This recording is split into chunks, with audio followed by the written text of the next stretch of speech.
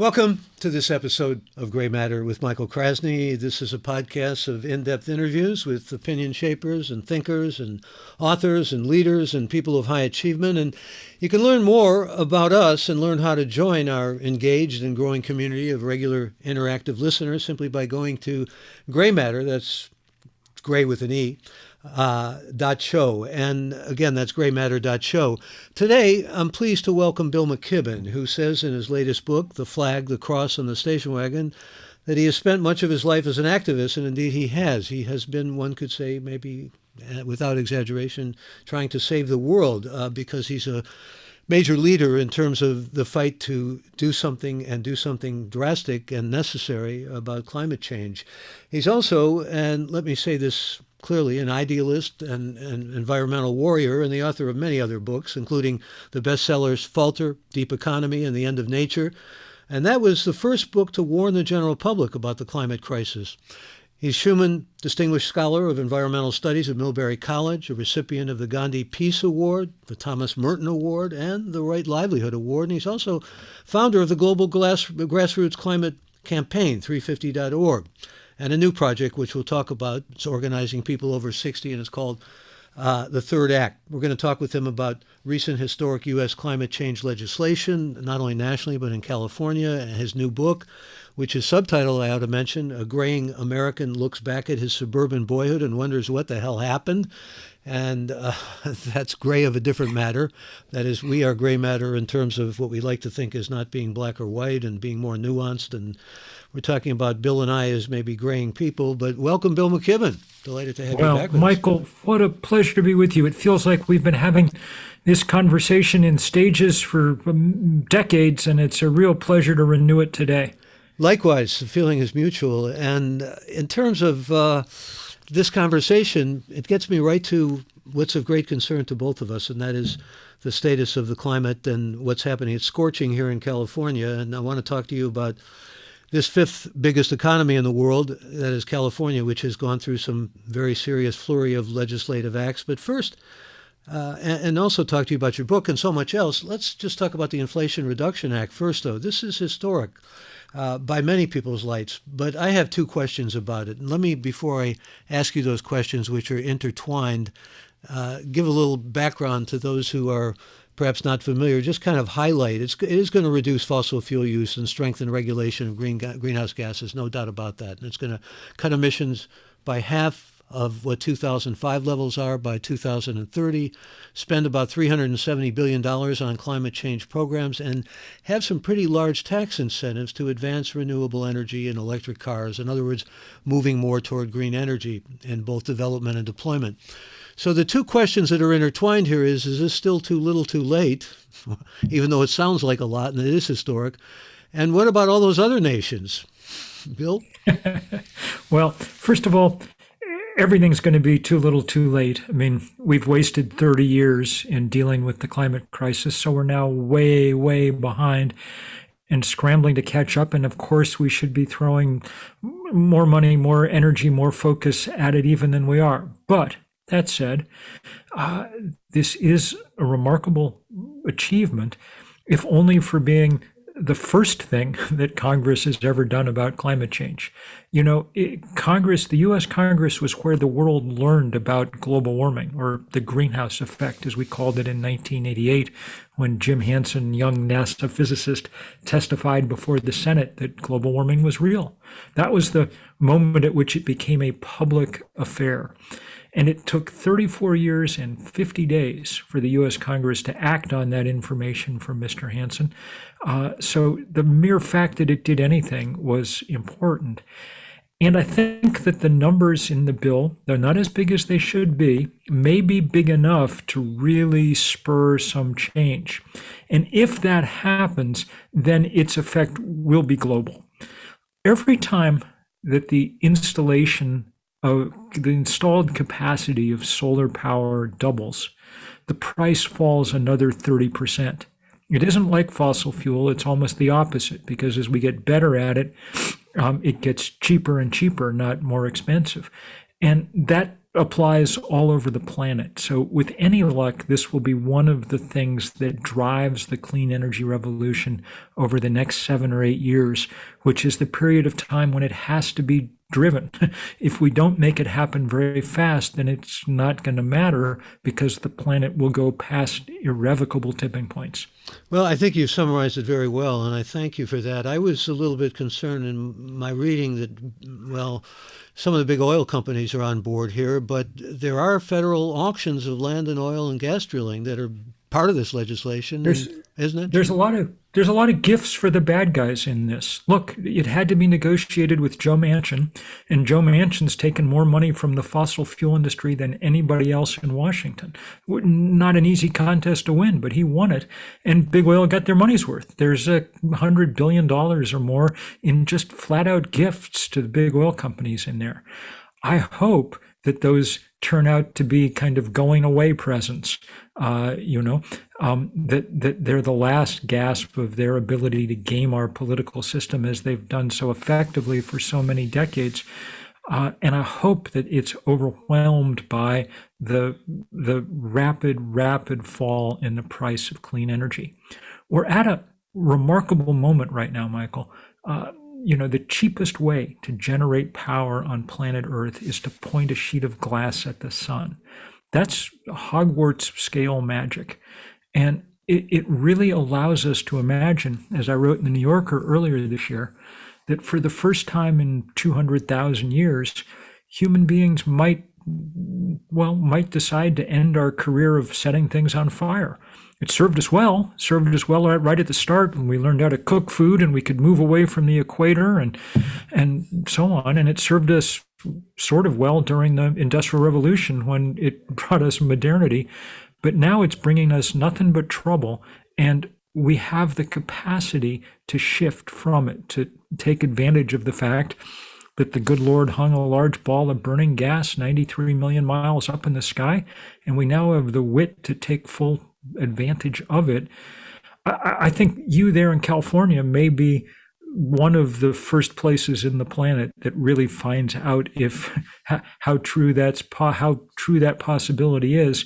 And I think that 50 billion or so that Governor Newsom is going to sign this week in California specific energy legislation may prove to be almost important as the money in the federal bill. And one can assume that because California is such a large economy globally, it will have a lot of effect beyond our borders, or one can at least hope that. Yes, California is Germany in terms of economics, It's that big and that important. What about environmental justice? There doesn't seem to be much in this legislation, at least I'm talking again about the national legislation, the Inflation Reduction Act, that really addresses that or even seems to bring that into focus. Well, actually, in the IRA thing, there's actually a lot of money that's directed at environmental justice communities and vulnerable communities. And it's really the first time that a federal piece of legislation like this has targeted money in that way. However, it also comes with this side deal that speeds up permitting for things, including fossil fuel pipelines and things. And that's a real... If that side deal ends up being adopted, that'll be a real blow to environmental justice communities. So people are fighting it hard. There'll be a big rally in D.C. on September 8th, and there's lots of ways for people to get involved before then. In California, I was particularly glad to see that one of the bills that Newsom will sign finally puts into effect this 3,200-foot setback for oil wells from people's houses and schools, so that we no longer have this just incredibly grotesque images of one of the richest places on earth, children playing in the shadow of oil derricks in their schoolyards.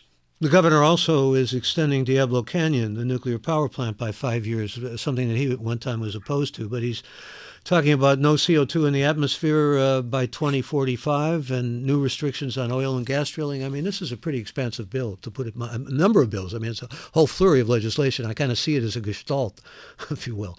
I think you're probably right, and I think it probably may say something about the governor's national intentions. We shall see. Well, he's gone to Florida and he's gone to Texas. We'll avoid politics here, except to ask you, in terms of politics, there's a lot that could be done through executive order, isn't there? I mean, I was just thinking about this in a number of ways. I mean, at least theoretically. We've been talking about carbon tax for a long time, about cooling the planet by blasting sulfates into the atmosphere. Aren't these things that could come from the White House, potentially? Well, I don't think either of those things can come. The president can't declare a carbon tax on his own. And I don't think I think it'll be a long time before the president of the United States decides to unilaterally alter the atmosphere. But there are things that the president can do. And it was the threat of some of those things that helped convince Manchin to sign on to this bill. But the president could continue to restrict oil and gas leasing, for instance, and should. And the president has made clear that he's going to keep on doing more stuff on the climate crisis, as of course he must, because the climate crisis keeps deepening. You in California this week are having a savage heat wave, but it's about number 6 on the list of bad climate effects right at the moment. I mean, look at Pakistan. The Indus River is 100 kilometers wide after the greatest flooding since Noah. China has just come through not a week of hot weather, but 90 days of a heat wave that's all but unprecedented on the planet. The Yangtze is dried to a trickle, as have many of the great rivers of Europe. So we're not in a good spot, Michael. Well, I was half kidding about what the president is capable of doing, so because there's so much made of executive orders, but certainly there's the bully pulpit and there's executive action on greenhouse gas, which is really quite plausible in a bigger way, isn't it? Absolutely right. So let's hope that he keeps the pressure on. I would imagine that we've seen most of what we're going to see between now and the midterm elections. But I depending on how those come out, I think there's real possibilities for lots more action out of Washington. And what about the fact that at this point, everybody's speculating about refugees of climate change? I mean, there's no doubt that within the matter of a couple of decades, we're all going to be probably moving north. There are so many places that will be uninhabitable. I don't mean to make this sound like Cassandra, but, everything is moving toward just getting hotter and hotter, isn't it? That's correct. There are already a lot of climate refugees in this planet. Last year, the UN High Commission on Refugees said that the number of people displaced by weather was now outstripping the number displaced by violent conflict. And of course, violent conflict is increasingly driven by changes in climate and weather. So this is a tremendously serious aspect of all of this. And you're right, it'll produce even within the U.S., I imagine, internal migration going forward. I live in Vermont, Michael, and there was just a big study of all 3,006 counties in America, ranking them in order from the ones that are likely to have the most to the least damage from climate change. The four most favored counties in all of America were all in Vermont, and our 14 counties were all in the top 40. So we're beginning to wonder if there may not be a wagon train coming over the horizon of people moving to the Green Mountains. I don't know how welcome all those people would be, but the reality is that Vermont has had some very nice climates in terms of cold weather, if you like cold weather, and it's going to heat up like everywhere else. I mean, that's right. I'm afraid our ski industry may not prosper as the century wears on. Well, speaking of which, I mean, we're talking, by the way, with Bill McKibben. His new book is The Flag, the Cross, and the Station Wagon, and the subtitle is A Graying American Looks Back at His Suburban Boyhood and Wonders What the Hell Happened. And we'll talk about the book, but first I want to talk more about climate change with you, because the Arctic is heating up at about 4 times the rate of the rest of the planet. I mean, we're facing Arctic ice cap is mostly melted at this point. No Arctic? Yes, and that's producing extraordinary knock-on effects. You notice, I'm sure, that we get stuck in these periods of drought or rainfall now, depending on which side of the jet stream you end up on. And the jet stream is becoming much more, the amplitude of it is much greater. And we think that the reason is that there's less of a temperature gradient between the equator and the poles, now that there's all that, blue water up there in the Arctic Ocean. So it's driving extraordinary change in that way.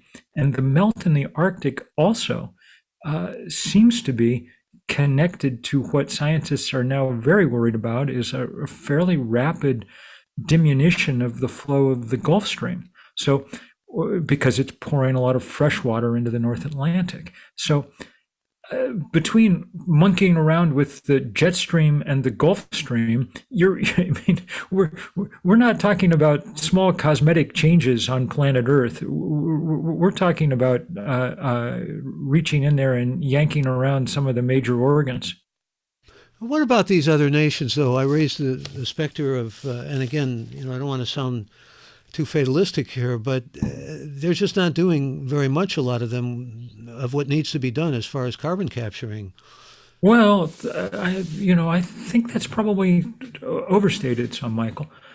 China is the biggest emitter now of carbon dioxide, though, of course, not in per capita terms, that would be us, nor in historical terms, that would be us too. China will never match our production of CO2 total production, which is what counts since that stuff sits up there for 100 years or more. The carbon that came out of the back of my Plymouth Fury when I was learning to drive is still up there heating the planet.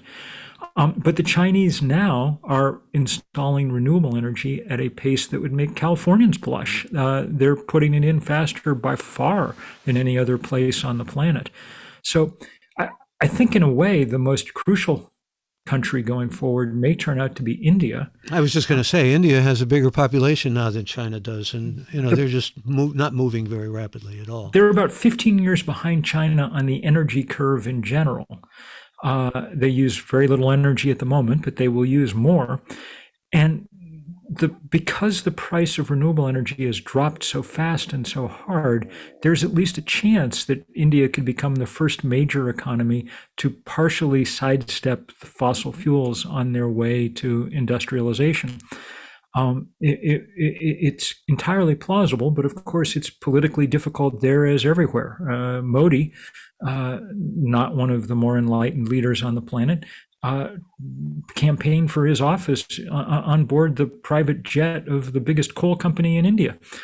So look, the politics plays out much the same almost everywhere. Well, we're getting some questions. I'd like to go to some of these questions before we talk some more. Again, we're talking with Bill McKibben and going to talk about his book and many other things. But here's Dennis Champion Walker, who's joining us from Mansfield in the UK, who says some scientists argue global heating will stop as soon as we reach net zero. Is that true?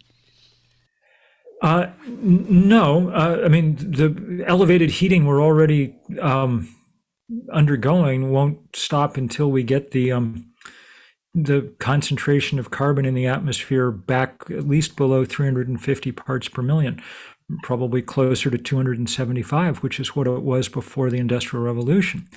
But a significant landmark on the way to that goal is the moment when we're no longer adding more carbon to the atmosphere. And we can only do that by replacing coal and gas and oil with sun and wind and batteries. And here's Eric from Washington, D.C., who says, regarding climate change, if it is too late for practical interventions, should we start focusing on relocation where possible away from coastlines, even at the cost of much higher energy expenditures, or just let market forces sort that part out? Well, it's not too late for practical interventions. We've raised the temperature of the planet 1 degree Celsius, 1.8 degrees Fahrenheit already. We're not going backwards on that. And we're probably going to get fairly close to 2 degrees, even if we do everything right at this point. But if we don't do everything right, the temperature will go up 3 degrees Celsius or more, 5 or 6 degrees Fahrenheit in this century. And if that happens, we will not be able to have civilizations like the ones we're used to having. So the biggest fight right now is to rapidly transition off fossil fuel so we can hold that temperature increase as low as possible. Look, Michael, people younger than you and I are going to have to deal with the consequences as they play out of those increases in temperature. And they will be difficult and grim, but they may be survivable if we can hold them low enough. So that's job one at the moment. Is 1.5 Celsius now an impossible dream? It's not impossible. We're almost certainly going to go past it, but if we do everything we can now, the overshoot past it may not be too great or too long. But that would require just remarkably nimble and focused attention. It would require really that we behave the way we behaved in the years running up to World War II, when we just focused entirely our economy on one task. As Chad from Columbia, Missouri wants to know, what are some things I can do at home and teach my kids to do to make better use of energy and help save our planet? Well, Chad, there's a lot of things you can do at home, and you probably know what most of them are. And I bet you've done some of them already, lighting. And I mean, you should have solar panels on your roof as soon as there's an affordable way to do it, which generally depends on getting your legislature or now the Congress to provide some help. And with any luck, you'll be able to connect that solar panel up to a electric vehicle, either a car or a bike in the garage. That's what I've done for many years and quite like it. But I remind myself constantly that that's not how we're going to solve this problem at this point. We don't have enough time to just do it one household at a time. So the most important thing an individual can do is be a little less of an individual and join together with others in movements large enough to shift the basic political and economic ground rules so we can make things happen at pace. That's why we set up things like 350.org or Third Act, to give people easy ways to be punch above their weight. I want to talk with you about Third Act and your book, as I said I would, but let me just ask a quick question that has been sort of tormenting me, and that is, when we talk about climate change and all of the deleterious effects on the planet and all of the things that are making impact, and one can get easily depressed about it, you keep crusading and you keep your energy up, and I want to find out what the secret is to that before we say goodbye to you. But when you think about the fires and the hurricanes and the tornadoes and so forth, also what has to be factored in here are the health effects. Infectious diseases are up with climate problems, aren't they? With the climate crisis? Yeah. Yes, but an even deeper health effect comes straight from fossil fuel, Michael. Look, we've been talking about the reason to get off fossil fuel as the existential risk of climate change, and that's very true. But there are two other reasons. The public health experts last year finally really got their act together in terms of the gross numbers, and what they've concluded is that about 9 million people a year die around the world from breathing the combustion byproducts of fossil fuels, mostly particulates. 9 million's a lot. It's almost one death in 5 on this planet. So bigger than HIV, AIDS, malaria, TB, war, terrorism combined. Way bigger than COVID. And all of that is now unnecessary. I mean, the vaccine for dying of particulates in your lungs is electric cars and electric bikes and air source heat pumps and magnetic induction cooktops and all things that we have and are able to use. The third reason to get off fossil fuel really became clear again this February, when, as you may have noticed, Vladimir Putin decided to invade Ukraine, something that was possible only because he has control of a lot of oil and gas. 60% of his export earnings come from oil and gas. Look around your house and see if you can find something of Russian manufacture to boycott, unless there's an old bottle of Stolichnaya back liquor cabinet someplace. I bet you won't find a thing, because all they are is just a big gas station. And they've used that control over fossil fuel to intimidate Western Europe for 2 decades, while Putin has carried out his increasingly unsavory activities. And so getting off fossil fuel in this case would mean getting off that kind of link between autocracy and scarce resources. The people who control necessary but scarce resources always end up with more power than they deserve, whether it's the Koch brothers, our biggest oil and gas barons, who used their winnings to purchase a political party and deform our democracy, or whether it's the King of Saudi Arabia, who cuts people's heads off with a sword, but because we need his oil, we just go along with it. Or whether it's Vladimir Putin, who is terrorizing the planet in a kind of weird echo of the 1950s or 40s, solely because he's got enough hydrocarbons to let him do it. Yeah, you described Russia as being like a gas station. Someone said, yeah, a gas station, but a gas station with nukes. And, we get into this whole question of, well, should we move more toward nuclear power? I mean, at one time, you as a leading environmentalist, and most leading environmentalists, were very opposed to nuclear power plants. And we got one in Ukraine now that we have to be concerned about. We also have Putin making threats about nuclear weapons. But the fact is, nuclear power may really be the way to go to a greater extent. I mean, like I said, Gavin Newsom has said, keep Diablo Canyon open. Yeah, Gavin Newsom's going to keep Diablo Canyon open, but my guess is he's not going to build any more nuclear power plants. And the reason will have less to do with public safety than it will to do with economics. The price of renewable energy has just gone down, down, down, down, down, down, down. And the price of nuclear power has continued to rise for the last decade. Because, well, I mean, look what's going on in Ukraine right now.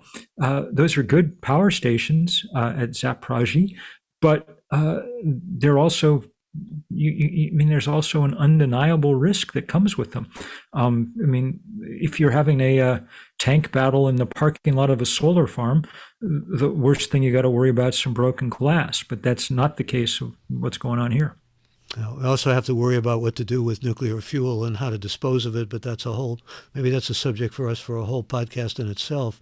I'm willing to bet that given enough time, humans can figure out that. That strikes me as less of an existential risk than what happens when you burn fossil fuel. Well, excuse me, NASA says send it into space. At one point they said that at any rate. Yeah. Who knows? Again, we're talking to Bill McKibben, and as I said, he's got a new book out called The Flag, the Cross, and the Station Wagon, which I want to talk about, particularly in light of the fact that he raises this question and tries to answer it about where we went wrong. And I'm not just talking about despoiling the environment or trashing it or however you want to see it. I'm talking about sort of going away from citizenship more toward a kind of rabid individualism or hyper-individualism and loss of community, and the kind of private versus public that we've moved in a metamorphosis or a morphing to. You get into some, I think, culpability here that really interested me as a reader. Part of the way I read your book was it's a kind of fall from Eden, because racism was in the marrow of at least American civilization, and even your happy little town there, Lexington, Massachusetts, where you moved to when you were 10 years old, a town that's associated with the American Revolution. You've got this sense of Americans having, lost their sense of what they should be on the right track all about. And after the Europeans arrived, the sort of genocidal actions, not only literal killing of native people, but killing off their languages and killing off their cultures and all of those terrible sins. It's almost something right out of Genesis. Like I said, Eden has fallen. And you write about that in a very poignant way. What I, as a reader, found myself thinking about, though, was what can we do about it? And with climate change, it becomes really a riddle and a terrible paradox and all the rest of it. But you'd have this third act now. And the third act says, some of the people who are culpable are the silent generation and the baby boomers who thought more about consumption than they did about the planet and all the other things we've been talking about.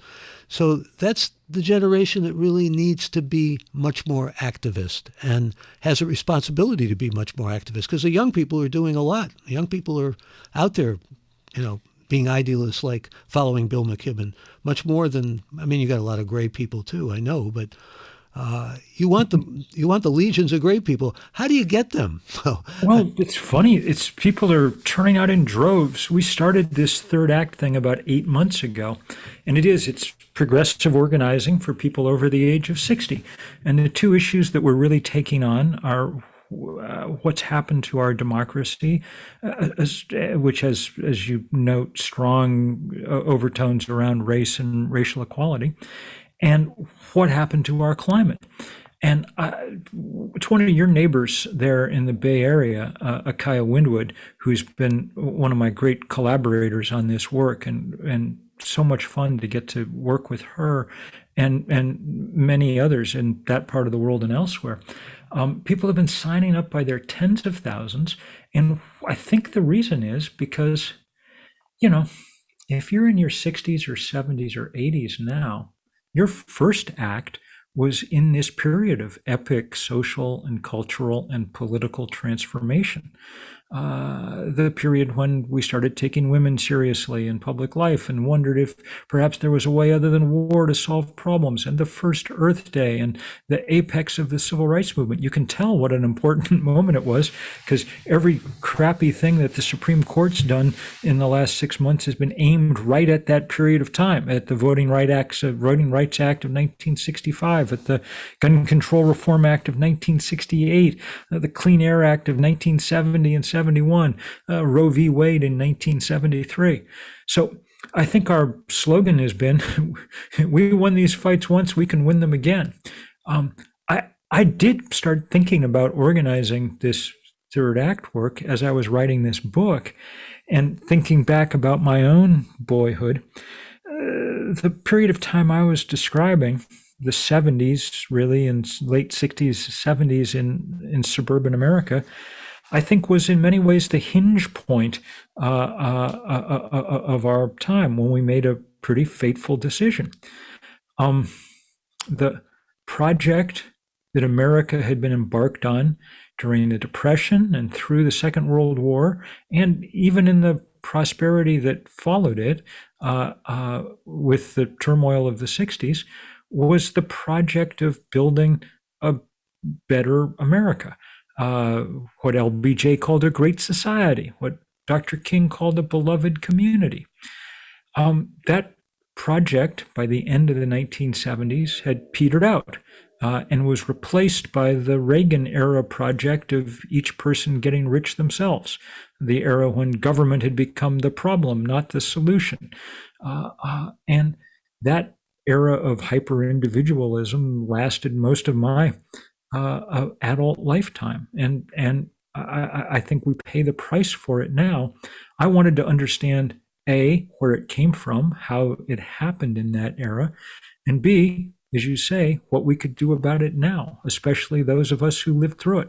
Well, I said we didn't necessarily want to get too political here, but on the other hand, you do blame Reaganism. You put a lot of the onus of blame onto what you just described. But Reaganism could only have happened if there'd been a market for it, as it were. And of course, you got to see it in a sense close up in California in that decade of the 70s. 2 years before Reagan was elected, the other really fateful political thing happened, which was the passage of Proposition 13 and the tax revolt. And really, what was that? It was, as people had gotten richer, as the value of their suburban homes had risen, a kind of increasing conservatism and well, let's say it what it was, a kind of selfishness had taken hold, and people began to act that out politically. Some of it was race-based, no question, and some of it was just what happened as this extraordinary burst of prosperity took place around us. Well, this brings me to another question coming from the UK, which I think you're probably asked in different forms frequently, but this is, how do you maintain the enthusiasm to keep campaigning to save the world when there seem to be so many people who don't want it to be saved? Well, I guess the good news is I think there's more who do, and I get to encounter them all the time, and that's what keeps me going. Movement building, which we kind of started in around climate with 350.org 15 years ago, has gone well. I mean, I think that taken as a whole, the climate movement's probably the biggest movement the world's ever seen. And we've had real successes. We've blocked the Keystone Pipeline. We've run these divestment campaigns that have caused institutions with endowments and portfolios worth about $40 trillion to get out of coal or oil or gas. And now we start to see at least marginal political successes like this Inflation Reduction Act. Is it enough or fast enough? No, but there's a kind of accelerating momentum that comes as you near tipping points, either physical, which will be bad, or political, which would be good. And so we aim hard and work hard, and there's enough victories to keep us engaged, I think, and to, I hope, entice more people in, because boy, oh boy, this work gets easier the more hands that take it up. Well, speaking about more hands, I just wonder if sometimes it becomes personally frustrating and maybe saps your vitality when you think of all the hydra-headed monsters that you're up against. I'll use that metaphor advisedly, but you cut off one and then another arm comes out and grabs you. I'm not only talking about moneyed interests, I'm talking also about apathy, which is a great enemy here. Well, look, truthfully for me, the most depressing part of the whole thing has been the rise of this sort of Trumpishness, which I didn't anticipate in my lifetime. I mean, if you'd asked me when I was young, even in the middle of Watergate, did I think we would reach the point when Americans would be climbing the steps of the Capitol, killing police officers to stop the counting of votes? I would have said no. I don't think that's going to happen, but I was wrong. And so that that was scary and is scary. And I think it unleashed some energy, but also sapped energy because it was so frightening. But along with preserving the climate, one of our jobs is to preserve that democracy and to enhance it and to make it stronger. So we've got people from the Third Act working hard on that, registering voters, signing up to be poll watchers, figuring out how to make our democracy work again. And we've got people from the Third Act working hard on climate. In particular, we're taking on the banks that are the big funders of the fossil fuel industry. Chase, Citi, Wells Fargo, B of A are the four biggest lenders to the fossil fuel industry in the world. So by next spring, we've got tens of thousands of people pledged to cut up their credit cards and beginning to push blue state and blue city treasurers to change their banks and so on and so forth. We can't have these guys funding stuff that scientists just say is not okay.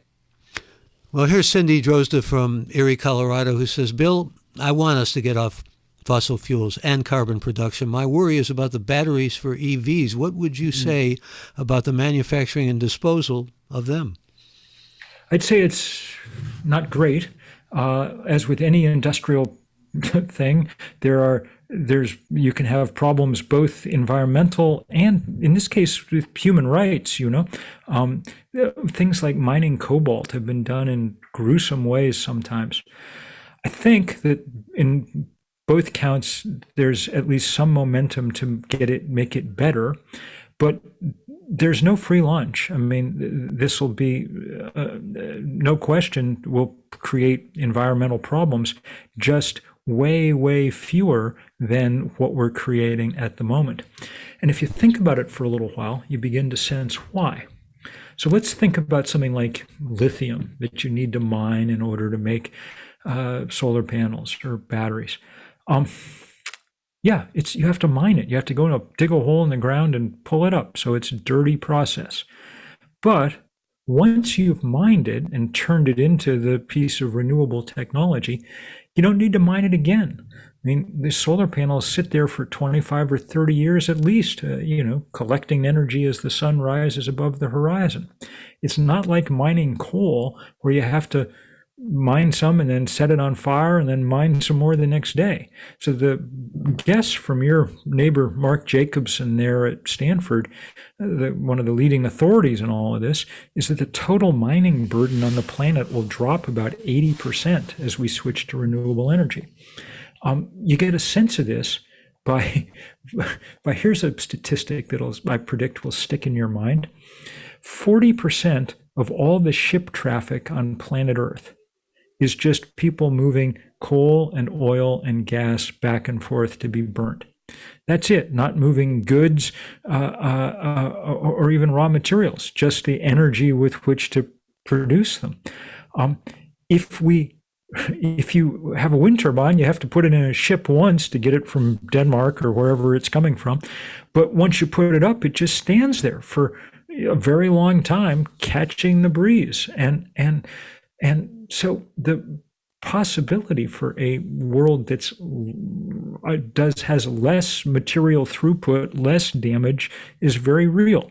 As I say, we have a big ball of burning gas 93 million miles away up there. We might as well make full use of it. Talking with Bill McKibben, and when you talk about statistics that stay in one's head, one from your book that has stayed in my head is you're talking again about the silent generation and the baby boomers. 70% of the wealth is controlled by those two generations? Whoa. Yeah, compared with about 5% for millennials. So the next time someone says, okay, boomer to you, don't take it too hard, you know? This is why it's so important that we get these groups engaged in these fights, because they have real structural power. They have all the money, and we all vote all the time. There's no known way to keep old people from voting. So, you know, we're going to have outsized power. Well, you're getting gray. I'm just losing my hair, so we should make that distinction. I want to get to some more of people who are listening to us who want to join in here with questions. This is Chris Clark, who writes, the only two sharp dips in U.S. CO2 emissions came as a result of disasters, 9/11 and COVID-19 stay-home orders. Should we be looking forward to an even bigger disaster like an electromagnetic pulse to force us in the right direction? The problem is that they're so temporary.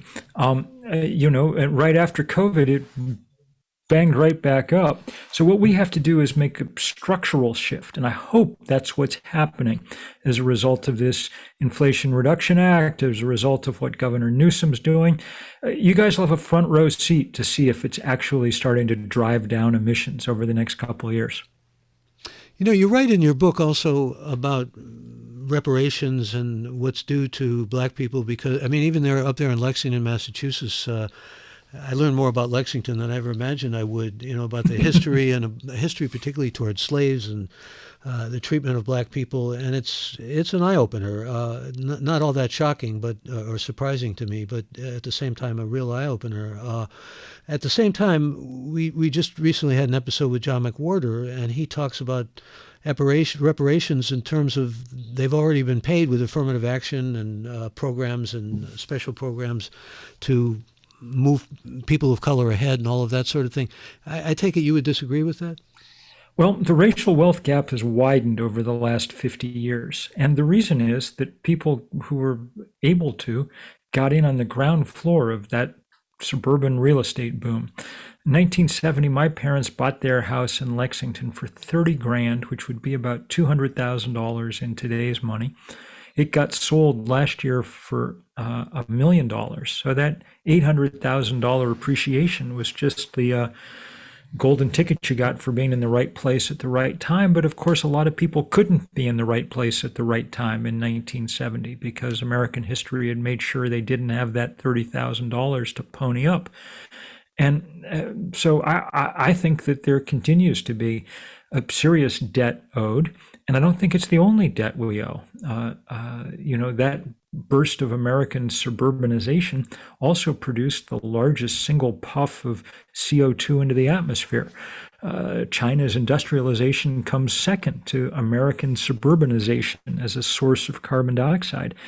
And that's what's making life intolerable for billions of people around the planet. It's not like people in Pakistan who are suffering through this flooding caused it.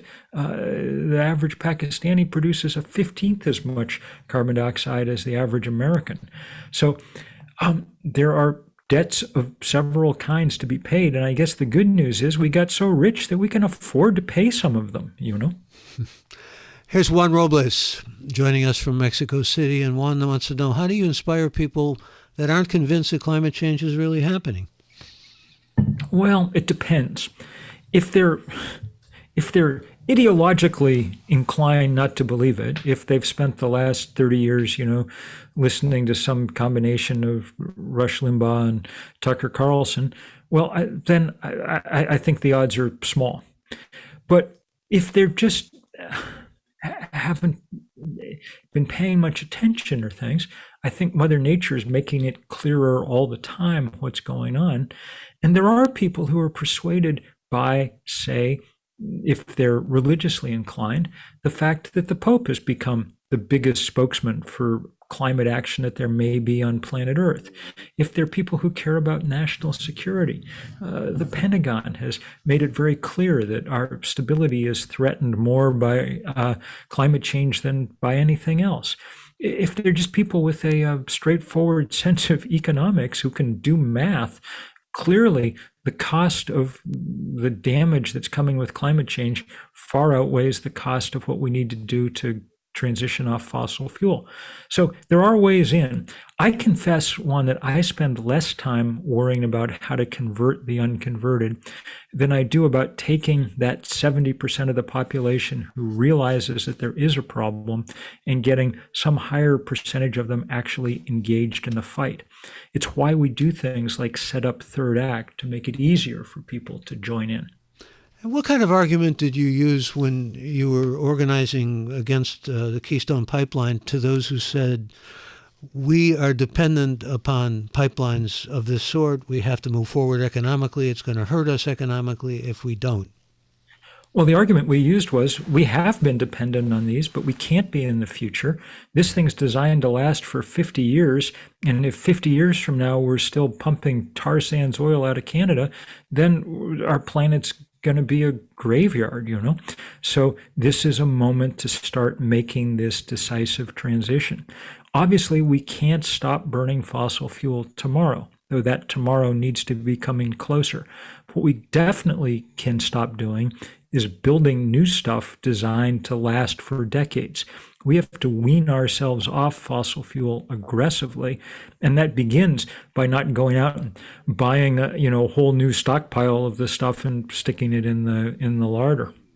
And I should mention, Bill McKibben started his activism. He writes in his new book, The Flag, the Cross, and the Station Wagon. He was all of 10 years old in a protest in Lexington where his family had moved to against the war in Vietnam, even though he didn't know much about the war in Vietnam at the time. But, he has certainly learned a great deal since that point. And I had mentioned you winning the Gandhi Award, and one of our listeners in Central Florida, Hershid Tito, wants to know what experiences you went through in receiving the named Gandhi Award from the start that I mentioned at the start of the show. Well, it was a great honor because Gandhi is one of my tremendous heroes on this planet. I think that when we look back at the 20th century, when historians look back eons from now, they'll think of two great inventions from the 20th century. One was the solar panel, and the other was the nonviolent social movement. And Gandhi was a key inventor of that. Dr. King and the suffragettes and other million people whose names we don't know played roles too. But Gandhi's talent for the politics of gesture, making salt on the beach, was unmatched. And he gave us this gift with which we can go forward to change the world. I will say that one of the great sadnesses for the moment for me, is that Gandhi is increasingly dishonored in his home country. I suppose that's what the fate of prophets in their own country in a certain sense. But it stings every time one sees that the man who assassinated him and the movement out of which he grew is more powerful than ever in Indian politics and lore. Well, Gandhi was a great man, and as you said, certainly, along with so few that we could name other than Gandhi and King, maybe Henry David Thoreau really led to the whole notion of civil disobedience and protesting to make things occur that need to occur from the standpoint of social or political change. Just wonder, though, you mentioned the insurrection before, and there are some who say the only way that we can bring about change in this country, you're hearing it from the right and the left, and here we are sort of in this nuanced position of grayness here, but are trying to be, that we're going to have to do things in a nonviolent way, by any means necessary, as Malcolm X kind of said, ballot or the bullet and all that. Are we, for example, really at the stage now where we can move forward with, and you're talking about this with the Third Act, with civil disobedience in ways that are traditional and really make change? Well, to the degree that we can study these things, the political scientists are concluding that nonviolent action has been far more effective in recent decades than violent and revolutionary action. The real authority here is probably Erica Chenoweth at Harvard, whose work is remarkable, and I recommend it to people. But she's studied categorically all the kind of uprisings of recent decades and concluded that nonviolence is the powerful, powerful method. If you think about it, taking up arms is unlikely to be, if you're taking them up against the kind of power of the status quo, it's unlikely to be very effective because the status quo, the government, the powers that be, almost by definition have more arms than you do. And it's the remarkable alchemical properties of nonviolence that interest me, its ability to transmute weakness into strength, and so provide a way for the small and the many to stand up to the mighty and the few. Well, what did you say, for example, when all of that anger and rage came out in terms of destruction of property and the like after the killing, really, of George Floyd and others, Breonna Taylor, etc.? I mean, there was a kind of minor insurrection there in some ways compared to maybe, I don't want to get into comparing these things, any kind of violence of that sort I don't approve of, and I'm sure we're on the same page on that, but there were people who felt that was necessary to bring attention. I thought the most effective parts of those demonstrations were the nonviolent ones, and I think that's virtually always the case. As one tries to move more and more people into a changed heart, that seems to be the most effective way to go about it. But I guess if we keep finding ourselves in these situations, we'll have more data points to know, because yes, it's also human nature to react with rage to that kind of provocation. It's also human nature sometimes to be gloomy and pessimistic. And what saves you from that? I mean, you've always been I'm not upbeat, dedicated. I'm not saying you're a Pollyanna or anything of that sort. Don't misunderstand. I'm not proof against it. I mean, the name of the first book that I wrote about all of this was The End of Nature. So I'm not. I have my dyspeptic side. But we keep organizing, and more people keep showing up, and that's good. I also, of course, have the great luxury of living deep in the woods. It's a luxury in a lot of ways. It means I don't need much money to live, so I can organize when I, and I've been a volunteer at this for decades. But it also means that I can go out for a walk every day and be reminded of what a beautiful planet it still is, even in its distress. And that bucks me up. You also have a great wife, we should mention. Indeed I do. I mean, Sue Halpern, who I had the privilege of interviewing a number of years ago with her book on monarch butterflies, is a memorable interview. And well, she is the brains of our operation. There is no question. And I mean that literally. Sue was, among other things, the first female Rhodes Scholar that America ever produced. So she carries the conversation around the dinner table, no question. Well, it's a distinguished family, and certainly you have done extraordinary work that really is immeasurable. Where do you want to take Third Act, and where do you want to go with it?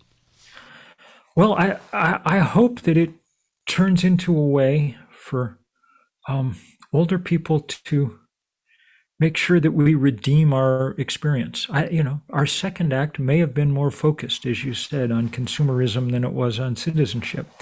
But that's water under the bridge, and now we emerge into this new time with lots of skills and resources, maybe some time, with kids and grandkids that make this abstract question of legacy quite concrete.